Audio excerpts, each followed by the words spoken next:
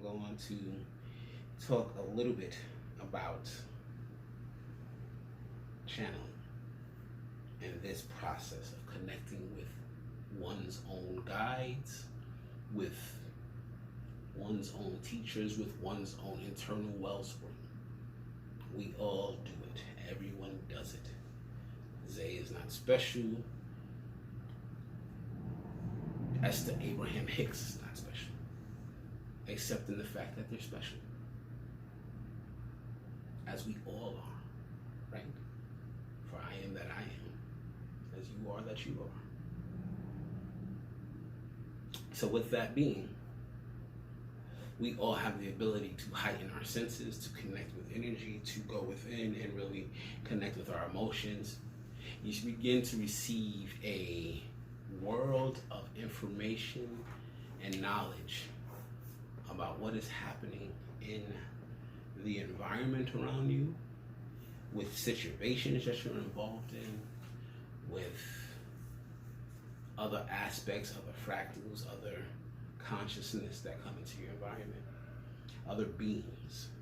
Now, I'm saying beings, I'm using words like beings and consciousness because we're talking spirit, but we're also talking flesh beings, other people in your life. We all are divine.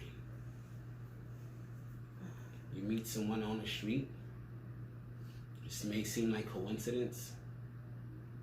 You go home later, maybe you discover, man, that person put a thought in my head that has really resonated with me. Or you bump into somebody and they really test you. You get a moment to define who you are in that. Should I punch this person in the mouth? Should I take a step back? There's some cops on the corner. Let me get out of here. Should I? Well, you get the picture.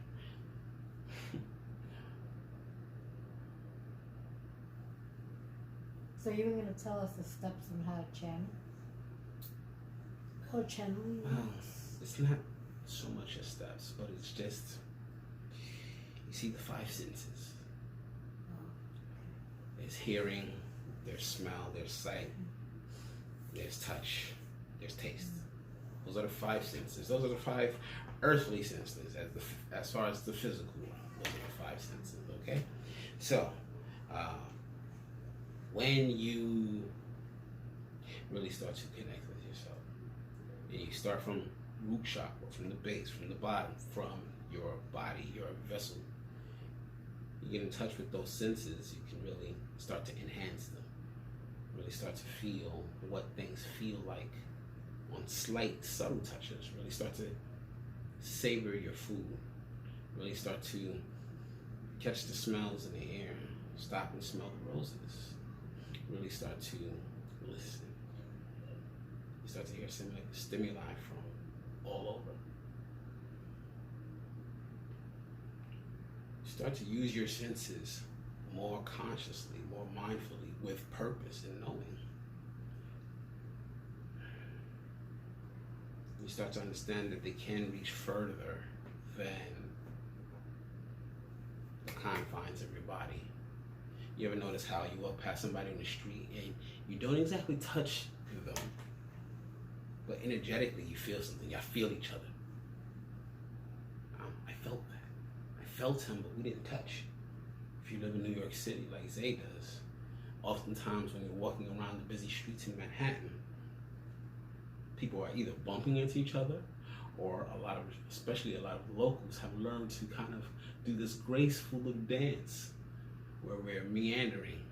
And it's even more impressive because now everyone has cell phones and they're somewhat doing it. And as you do it, you walk by and you feel somebody, you feel their energy.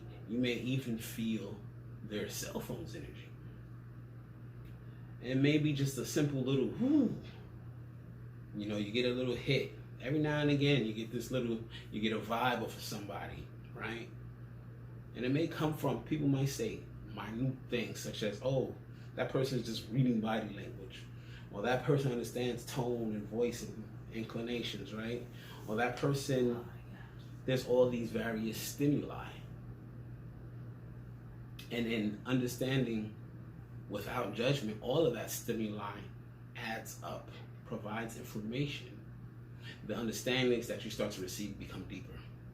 They become more meaningful. They become more powerful in the sense that they allow you to access the present moment more fully. See, somebody can say something, but you can feel their energy coming off of them, and you can have a deeper understanding of whether that thing that was said was meant as offense or not offense, or was meant to be helpful. You understand these things on deeper levels beyond just a surface interaction with something. So as you become more comfortable in your body and getting to know your senses and understanding how, you can heighten them, how they are stronger and more capable than you expect. You ever get the sense that you smell something and you can almost taste it? It's right on your taste buds. A little bit of information comes from your brain, memory of what that might taste like. Or the smell. I know the smell of coconut. It smells like it's toasted. Is it cake? Or maybe it's roasted nuts, roasted coconuts. Yeah, street vendors in New York City. No, that's not roasted nuts, that's cake. I can smell. Blueberry frosting. I can taste it in the back of my throat. See, now you're getting into more empathic senses. Now you start to be, okay, I'm seeing things, I'm experiencing things, experiencing stimuli that go beyond just my three-dimensional five senses. Zay talked about this in a previous video also, about frequencies and hertz, right? The human ear is only trained to hear between 20 hertz and 20,000 hertz. But there's a range of frequencies beyond that, like a dog whistle. People can blow a dog whistle and be like, this thing's broken, why is this thing not whistling, right? But halfway down the block, dog on a corner, whistling. Cut that record off! Who's blowing that damn whistle? So, there's frequencies outside of what you can hear. What makes you think you cannot develop your muscles to a point where you can start to hear higher than what the traditional range is? Now, if you can start to hear higher than what the traditional range is, what makes you think you're not starting to hear higher enough to hear spirit?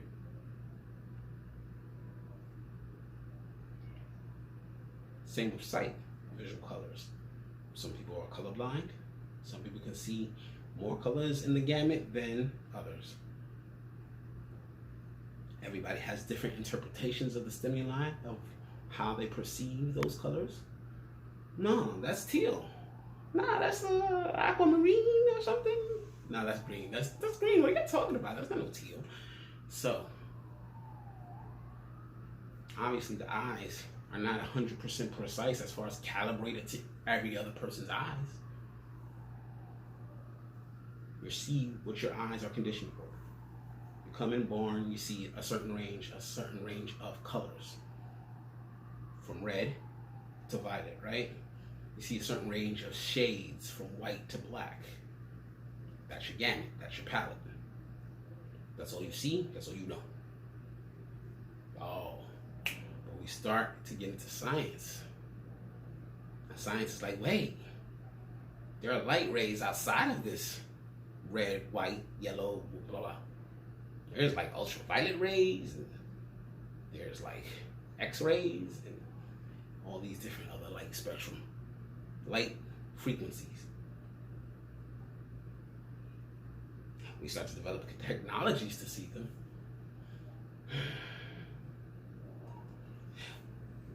What makes you think the eyes can't, over time, attune to start to see higher spectrums? such as those who I see auras. There's a little halo around that person. Nobody thinks it's anything crazy that you might see a little halo around. Like, what? You see a halo? Yeah, I guess so. It's a little bit light. Yeah, okay. Now, or somebody else said it. Now I can start to see it because I can. Oh my, other aspects of my brain might have kicked in that has allowed me to see. Oh, there's a little bit of light there. I see a little silhouette around this person. Oh, I'm far away. There's something over there in the distance. It looks hot. How do you know it's hot? Oh, there's waves. I can see waves. What is that? You can see waves. Nobody thinks anything about it. Those are heat waves. Why is that thing all blurry and wiggly? What's going on? I see it. You see it, right? Yeah. Oh, those are just heat waves. You see heat waves, but nobody connects the dots that you supposedly only can see from red to violet.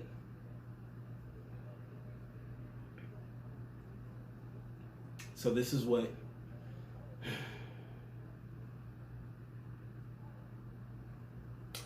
that step towards channeling is. As you start to become more mindful of these things, you start to understand, and you start to be able to get in touch with these things more and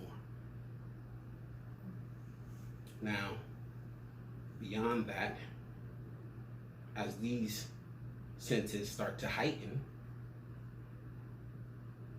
you start to become more conscious and cognizant of the stimuli you're interacting with. Okay? Oh, sounds. Oh, there's I got shivers from that little sound. That sound was high pitched. Oh, I hate the sound of chalk on the board. But that sound, woo, gets my freaking energetic and nervous system going. Why is that? So, as you start to do that and things pick up, you start to interpret more and more signals. You start to understand these signals are bringing you information. You expand these ideas and you expand these concepts. All this is while you're doing the work that comes with being your I am self. Self-love, acceptance, forgiveness. There are more things to being your I am self than it sounds to just say, well, just be. I may have said that, but that is not the extent of it. How does one be? Well, I have to know what I am. I got this little pudge on my gut.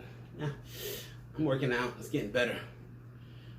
Back in the day, it would have been, I'm so fat, I hate it. So once you come to acceptance, you can really start to love yourself. And that takes time. That takes work to be able to fully embody your I am self. But as you do that work adds to the work of really starting to connect to spirit and channel energy. Because you're always channeling energy. When basketball players and sports figures, they get into the flow, right? I was just in the zone, actually. I was in the zone, Oh, 2 points. I was in the zone. Writers get into the flow. I don't even remember writing that thing. I wrote that? I have that experience personally.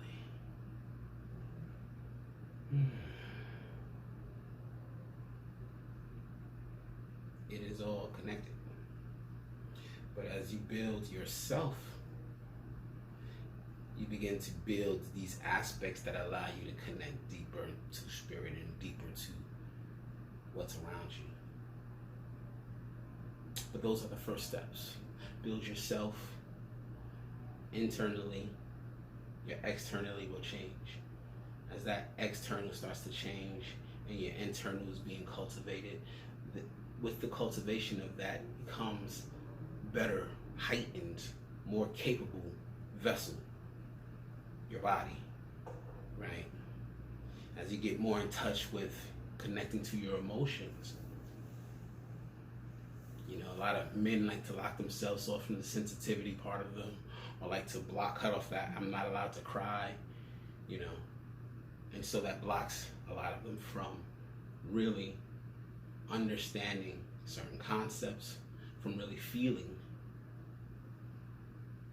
certain energies, right? It is harder to feel the energy of love, per se. You know, keeping myself sheltered. Then people get bitter, put a bubble up, so now they're not experiencing more. It takes work to get through that stuff and to really connect with just feeling and being okay with feeling and accepting it all, forgiving yourself for feeling certain things, forgiving yourself for being sensitive or overly sensitive, forgiving yourself for being aggressive or violent. With that forgiveness comes your acknowledgement and comes your ability to work on that particular issue. You would not need forgiveness if you did not feel that it was just something about yourself that you wanted to improve, or there's something about yourself that you knew was better or could be better. Well, forgive yourself. That's no big deal. Source does not hold that against you. This life is a journey. It's an exploration. We find things out along the way. And as we find them out, we work on ourselves and we work on getting better and correcting, course correcting, recourse correcting. And again, it's cyclical. But with that said, you work on yourself emotionally, you work on yourself physically, and yeah, your ability to connect heightens. You know, your senses start to heighten. Or you may even possibly, your senses start to change, I will say. I won't say heighten. Things start to change.